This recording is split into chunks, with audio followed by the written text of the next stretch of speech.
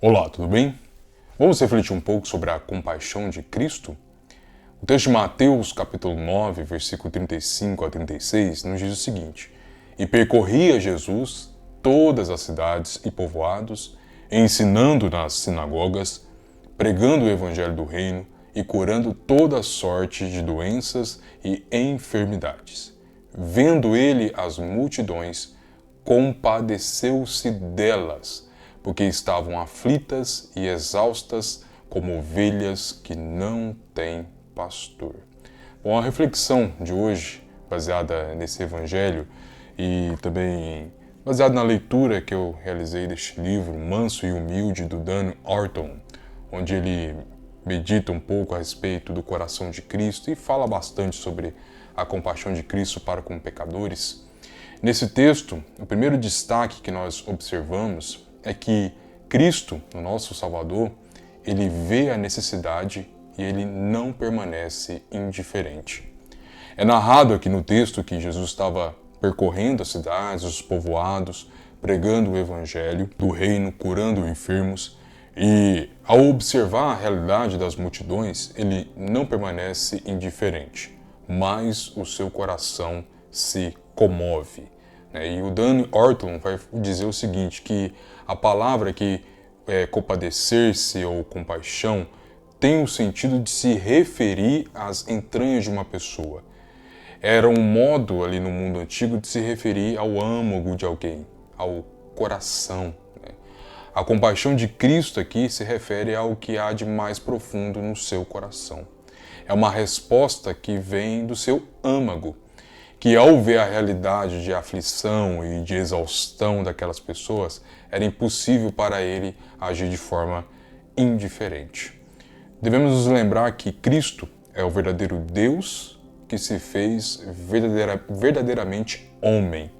Nele, então, em Jesus, nós observamos a verdadeira humanidade.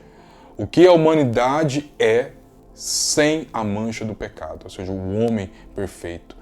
Então, como que um coração humano, sem a mancha do pecado, diante da aflição e da miséria causada pelo pecado do mundo, como que esse coração ele reage? E esse coração, então, ele não fica indiferente. Diferentemente dos líderes da época, seja os líderes políticos e os líderes religiosos, eles eram indiferentes para com a realidade daquelas pessoas. Porque é isso que quer dizer a expressão, como ovelhas que não têm pastor. Uma expressão que também é utilizada ali no Antigo Testamento, é usada para expressar o abandono e o desamparo do povo por parte daqueles que tinham responsabilidade de cuidar deles. E aqui, então, há um contraste entre essa liderança política e principalmente a liderança religiosa e a atitude de Cristo. A liderança religiosa, muitos deles, se consideravam justos aos seus próprios olhos. E por se considerarem justos, desprezavam os outros. E aqui, em contraste, nós observamos Cristo, que vê a miséria e o sofrimento e ele não é indiferente diante dele. O seu âmago, de fato, o seu coração se inclina à miséria alheia, se inclina à miséria daquelas pessoas. Ele via aquelas pessoas negligenciadas, que deveriam ser cuidadas por seus mestres, uma multidão de pessoas desamparadas e sem esperança, e o seu sentimento, então, era de se compadecer. J.C. Ryle diz o seguinte: o seu coração amoroso não podia ver essas coisas sem se comover. Sua compaixão é a reação do homem perfeito, que diante da miséria causada pelo pecado no mundo, não pode ser indiferente ao sofrimento que traz sobre as pessoas. E nos evangelhos nós temos muitos exemplos da narrativa de Jesus se compadecendo das pessoas, como por exemplo quando Cristo ele chora quando seu amigo Lázaro morre, que é um choro causado pela revolta diante dos efeitos do pecado sobre esse mundo, a morte, a miséria que o pecado, a destruição que o pecado causa sobre essa realidade. E talvez nós sejamos rápidos demais para julgar os líderes religiosos daquela época ao condená-los por não cuidarem daqueles que estavam debaixo da sua tutela.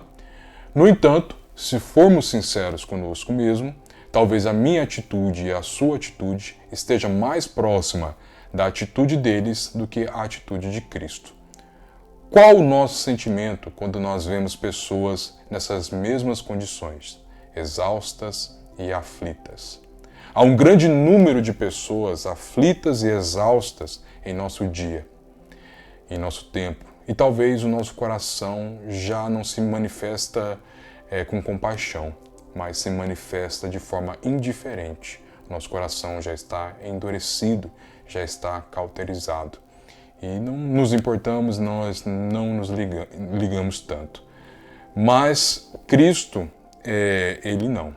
Ele vê o sofrimento e ele não permanece indiferente. Ele vai ao encontro desse sofrimento, ele vai ao encontro dessa miséria. Então, ele não somente não é indiferente, como ele se move em direção ao sofrimento.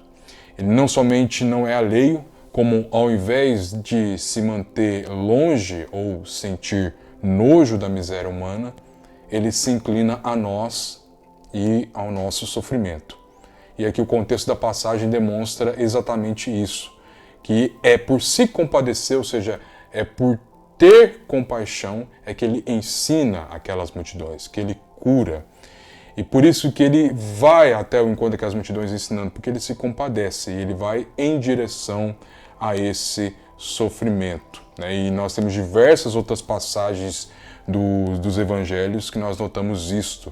Ele indo em direção ao sofrimento. Um desses exemplos é quando ele cura leprosos. Ao invés de se afastar dos leprosos, que é o que se fazia, por ter medo da contaminação, Jesus não. Ele ia em direção. A piedade encheu o seu coração, como diz Ortlund, a piedade encheu o seu coração um anseio genuíno de compaixão. Então, e a manifestação máxima da compaixão de Cristo por pecadores é a cruz.